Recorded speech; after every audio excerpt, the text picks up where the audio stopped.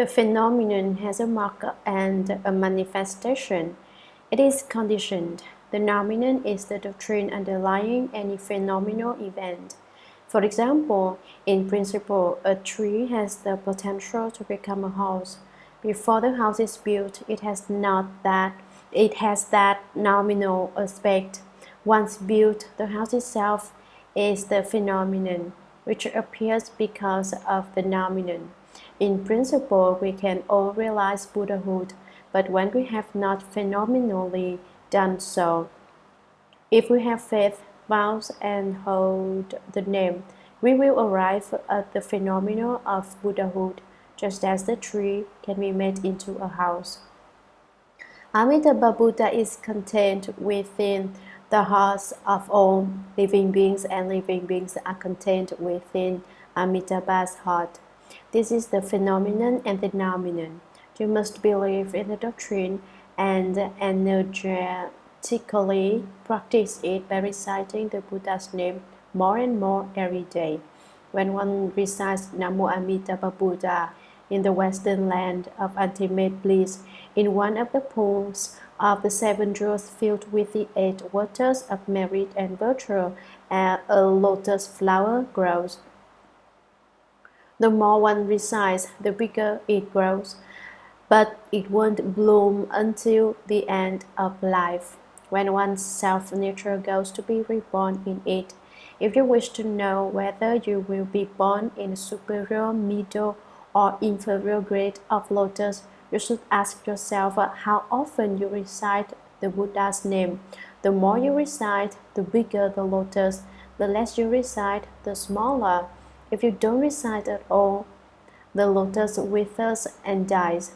To be reborn in the land of ultimate bliss, you must personally give proof to the results with deep faith, firm vows, and the actual practice of recitation. It won't work to think, I'll sleep in today and cultivate tomorrow. If, however, you hold fast to the name and cultivate vigorously, success is certain. Vows. Having discussed faith, we will now discuss vows. What is a vow? What you wish, the tendency of your thoughts is a vow. In Buddhism, there are 4 great vows. I vow to save the limitless living beings. I vow to cut off the inexhaustible afflictions. I vow to study the immeasurable Dharma doors. I vow to realize the supreme Buddha way. All Buddhas and Bodhisattvas of the past, present, and future practiced the Bodhisattva conduct and attained Buddhahood by relying on these 4 great vows. You may make the 4 great vows according to the 4 holy truths.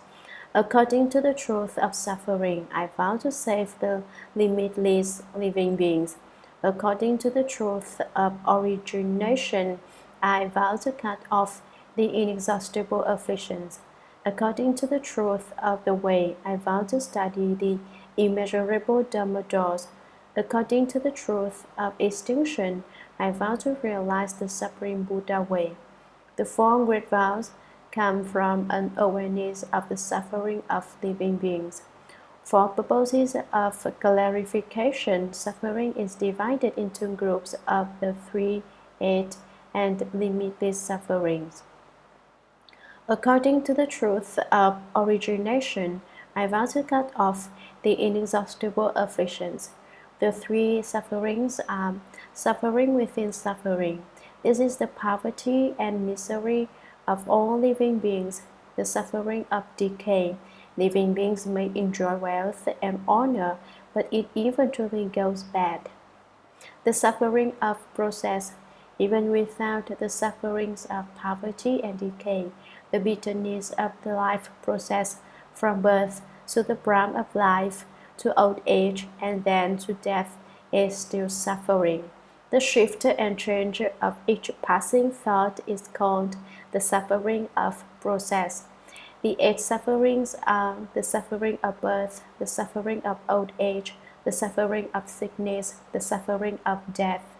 It was because Shakyamuni Buddha met with these 4 sufferings that he decided to live the whole life and cultivate the way. The suffering of separation from what you love, the suffering of being joined with what you hate. If people are not apart from loved ones, they are involved with enemies. If you don't like someone, you'll find someone just like him wherever you go. The suffering of not realizing aspirations. You worry about getting something, and once you have it, you worry about losing it. This suffering is nothing compared to the next. The suffering of the raging blaze of the five skandhas, form, feelings, perceptions, impulses, and consciousness. The five skandhas are like a raging fire. They are a constant shadow which we cannot escape. According to the truth of suffering, I vow to save the limitless living beings. Why are there limitless sufferings besides these 8? In the past lives, we planted the seeds of suffering as if we were old friends with which we were loath to part. Having established causes and conditions for suffering in the past, in the present, we reap a bitter fruit. From causes made in lives gone by comes your present life. Results you get in life to come arise from these life's deeds. Plant good causes, reap good results. Plant bad causes, reap bad results. You fear the results. Oh, I'm suffering too bitterly. You say, but you suffer because previously you planted the causes and the causes of suffering. Living beings fear the results, not the causes from which they come. But Bodhisattvas fear the causes, not the results. Bodhisattvas are extremely careful not to plant the causes of suffering, and so they do not reap the harvest of suffering. They endure their present suffering gladly. So Bodhisattvas too must sometimes suffer, but they do so willingly, knowing that enduring suffering ends suffering, enjoying blessings destroys blessings.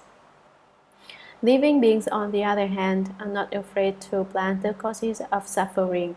Good causes, bad causes, it doesn't matter. They say, I'll do it anyway, it's not important. But when the results come, oh, I can't stand it, they mourn. How could this happen to me? Such a bitterness. If you feel suffering, you should not plant the causes of suffering, for if you do, you will certainly reap its bitter fruit. Born in the land of ultimate bliss, one endures no suffering but enjoys every bliss.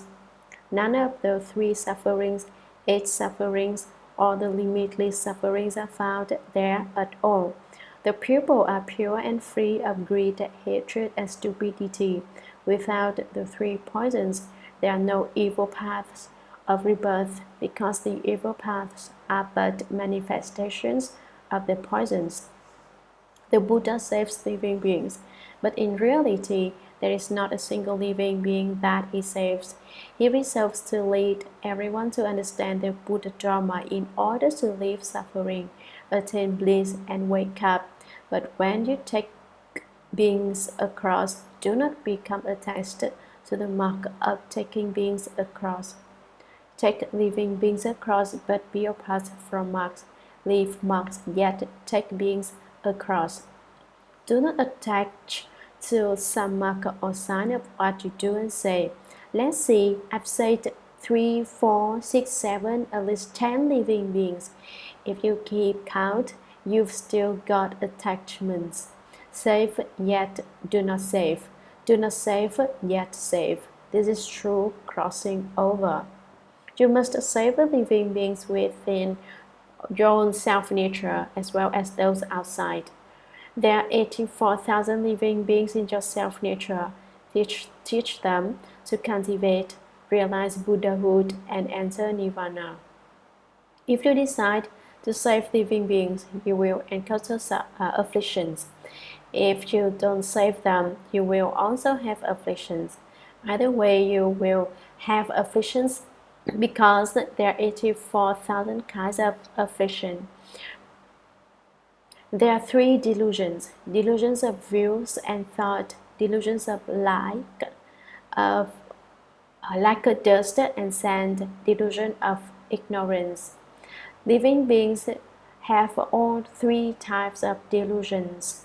Those of the small vehicle have cut off the delusion of views and thought, but retain the delusions like dust and sand and the delusions of ignorance. Bodhisattvas have cut off both the delusions of views and thought and the delusion like dust and sand, but they still have delusions of ignorance. Even Bodhisattvas at the stage of equal enlightenment who are just about to realize Buddhahood still have one particle of production mark. Ignorance has fine as a hair which they have not yet destroyed. This particle once destroyed, they attain the wonderful enlightenment of Buddhahood. The delusion of views refers to the greed and love for externals. Because external objects are not viewed as empty, they are recognized as real. Clothing, food, and sleep seem very real. It's true, you say, I'm all alone, I have no friends or relatives. This confused state is the delusion of views. Not understanding what you are greedy for comfort and good things. I love this and I love that, you say, and your endless love keeps you dissatisfied and greedy for externals. This is the delusion of views. The delusion of thought consists in being confused about principles and giving rise to discrimination. I don't know what's going on here, someone says.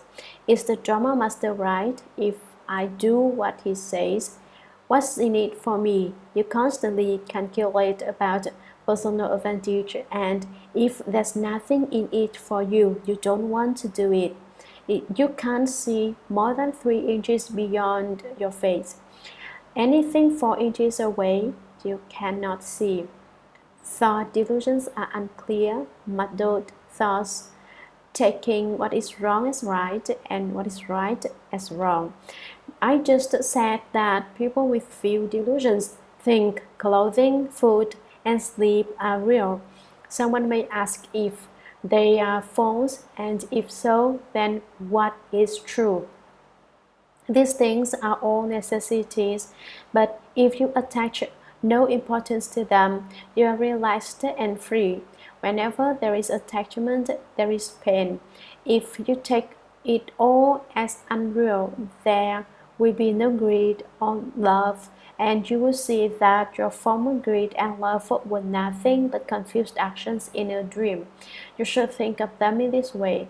Put everything down, let it all go. If you can't put it down, you're attached and nothing goes right. There are 88 parts of the delusion of views and 81 parts to the delusion of thought. When the delusion of views is destroyed, you certify to the first fruit of hardship. If not, there is no certification. Do you have greed and love for externals? Are you greedy for good things and repulsed by the bad? Absolutely not, you say. How do you know you are not? If you really didn't love the good and hate the bad, you wouldn't know it. If you say, I know for certain that I have one greed or of love, then your greed and love, that I have no greed or love, then your greed and love is greater than anyone else. Why? Because you know that you have none. If you really had none, you wouldn't know, and that you didn't. If you say that you have no self, how do you know that you have no self? Knowing that you have no self, you still have yourself. If you say that you have no greed or love, you still have a self, and you haven't cut off the 88 parts of the delusion of views, and you haven't certified to the first fruit of arhatship. It is not simply a matter of saying it and making it so. You must truly attain this state. The delusion of views contains the 5 quick servants, and the delusions of thought contain the 5 dark servants. The 5 dark servants are greed, hatred, stupidity, pride, and doubt. The 5 quick servants are said to be quick because they arrive very fast. The 5 dark servants arrive more slowly. The 5 quick servants are the view of a body, because one is attached to one thinks, this is my body and I'm so thin, I'm not eating right, I'm not properly dressed, and I don't have a decent place to live. How can I take care of my body? Attached to the body and holding a view of a body, one schemes for it all day long. The view of extremes. To become attached to either of the 2 extreme views of permanence or annihilation is to indulge in this view. Attached to annihilation, one says people die and that's that, everything returns to emptiness. Attached to permanence, one says, next life I'll be a person again. People are always people and dogs are always dogs. Cats are always cats. Horses are always horses. Trees are always trees. Grass is always grass. People can't become cats and cats can't return into people. People can't turn into animals or ghosts. This is a fixed, eternal, unchanging principle, permanence. Annihilation and permanence are extreme views. They are not in the middle way. Deviant views, those with deviant views say that when one does good, there is no good retribution, and when one does evil, there is no evil retribution. They deny because and effect, deny cause and effect, and do not believe that by doing good deeds one obtains blessings, and by doing evil deeds one incurs disaster. The views of restrictive morality. This is to take a non-existent cause for a true cause. For example, teaching others to imitate the conduct of dogs and cats, or to imitate cows and eat grass instead of food. Having seen a dog or cat reborn in the heavens, one may want to imitate a dog or cat and thereby hold deviant knowledge and views. Sometimes people who have left the home life are attached to keep the precepts. I hold the precepts, they brag. I am a precept holder and these are the precepts I hold. Because there is a holder and that which is held. They do not understand that the basic substance of morality is empty. They shouldn't have attachments, but they do. And this turns into this servant. The view of grasping at views, here a non-existent effect, is taken to be a true effect. The non-ultimate is considered to be ultimate. The 4 dhyanas of the 4 stations of emptiness are mistaken for nirvana. In the first dhyana, the pulse stops. In the second dhyana, the breath stops. One sits without breathing. But if one thinks, I'm not breathing, then the breath starts up again. In the third dhyana, there is no thought. In the first and second, although there is neither pulse or nor breath, thinking continues. In the third, there isn't even any thought. In the fourth dhyana, there isn't any fine thought, only consciousness. In the third dhyana, although there is no coarse thought, fine thought remains. In the fourth, fine thought is also cut off. These are just states. They are not the ultimate goal of cultivation, which is certification to the fruit. Even the four stations of emptiness, the station of infinite space, the station of infinite consciousness, the station of nothing whatever, and the station of neither perception nor non-perception, what are not certification to the fruit. They are simply levels of samadhi. Those who hold the view of grasping at views think that they are both mentioned states of nirvana, like the untutored bhikshu who mistook the fourth jhana heaven to the fourth fruit of arhatship, when the merit which had enabled him to dwell there was used up and he started to fall. He slandered the Dharma, and because of this he fell into hell.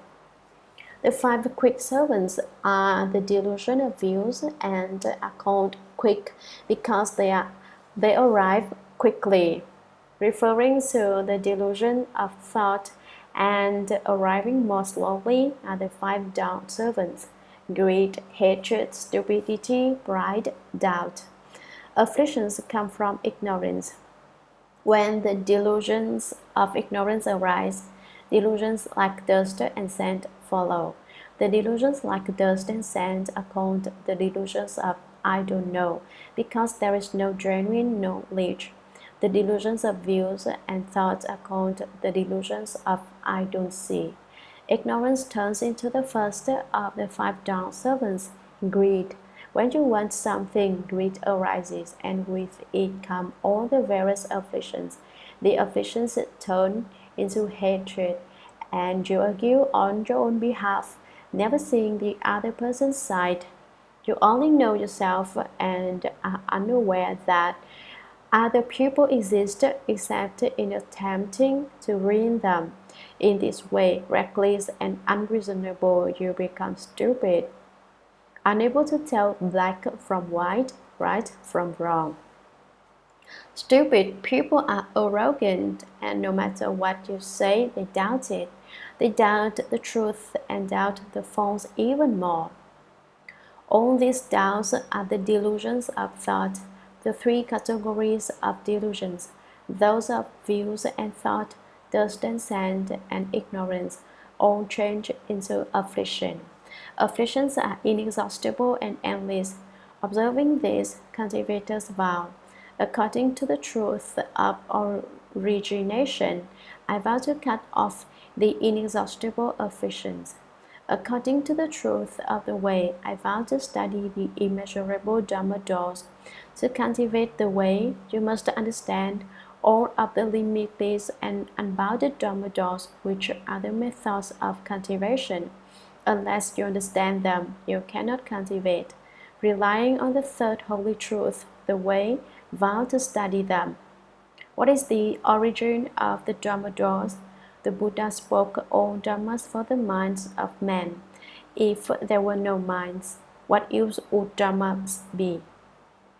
All dharmas come from the minds of living beings, and each mind is unique. Since no two minds are alike, all dharma doors differ. Generally speaking, however, there are three classes of dharmas: Buddha Dharma, Mind Dharma, Dharma of living beings. Within the three classes arise the four holy truths, the six perfections, and the 12 causes and conditions, and the 37 limbs of enlightenment. So many Dharma doors. Take, for example, my explanations of the sutras.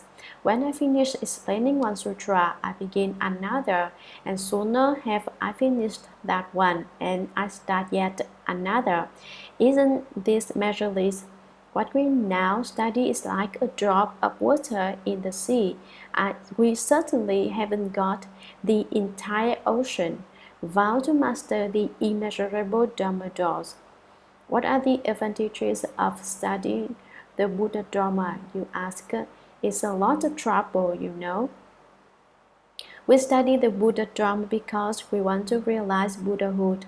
But isn't wanting to realize Buddhahood just another false thought? No, it's not a false thought. Buddhahood was our position to begin with. It is our origin. Consequently, everyone can realize Buddhahood, and we should hurry up and do just that. But how? According to the truth of extinction, I vow to realize the Supreme Buddha way. The truth of extinction is the attainment of Nirvana, a realization which carries one beyond production and extinction. If this attainment is your wish, resolve to cultivate the Supreme Buddha way. Don't be skeptical and ask, can I really become a Buddha? Even if you have doubts, you can become a Buddha. It will take a little longer, that's all. Without doubts, you can do it right away. All living beings have the Buddha nature and all can realize Buddhahood. But this does not mean that all beings are Buddhas. To arrive at Buddhahood, you must cultivate. For without cultivation, living beings are just living beings, not Buddhas. In principle, everyone can become a Buddha, but unless you cultivate according to Dharma and rid yourself of greed, hatred, stupidity, pride, and doubt, you won't become a Buddha very fast. This completes the discussion of the four vast vows. If you wish to accomplish something, you should first make a vow, then act upon it. In this way, you will naturally attain your aim. This principle is illustrated by the following story. Once, Shakyamuni Buddha and his disciple Mahamaugalyana went to a large gathering of flowers to another county to convert living beings. When the citizens saw the Buddha, they shut the doors and ignored him. When they saw Maudgalyayana, however, they ran to greet him, and everyone from the king and ministers to the citizens all bowed and competed to make offerings to him. The Buddha's disciples thought this most unfair. Would or not one, they said, your virtuous conduct is so lofty. Why is it they do not make offerings to you, but instead compete to make offerings to Maudgalyayana? This is because of past affinities, said the Buddha. I will tell you. Limitless ages ago, Maudgalyayana and I were fellow countrymen. He gathered firewood in the mountains and I lived in a hut below. A swarm of bees was bothering me and I decided to smoke them out. But Maudgalyayana refused to help, even though they stung him until his hands were swollen and painful. Instead, he made a vow. It must be miserable to be a bee, he thought. I vowed that when I attain the way, I will take these asura-like bees across first thing. Many lifetimes after the bees were reborn as the citizens of this country, the queen bee became the king, the drones became the ministers, and the workers became the citizens. Because I didn't like the bees, I now have no affinity with these people and therefore no one makes offerings to me. But because of these vows, all the citizens revere Maudgalyayana. Considering this, we should certainly make vows to establish affinities in order to benefit living creatures. The eightfold division or 8 classes of supernatural beings are gods, dragons, yaksha, ghosts, Gandharvas, musical spirits, kinnaras, also musical spirits, asuras, beings who like to fight, Garudas, great golden-winged birds, and Mahoragas, giant snakes.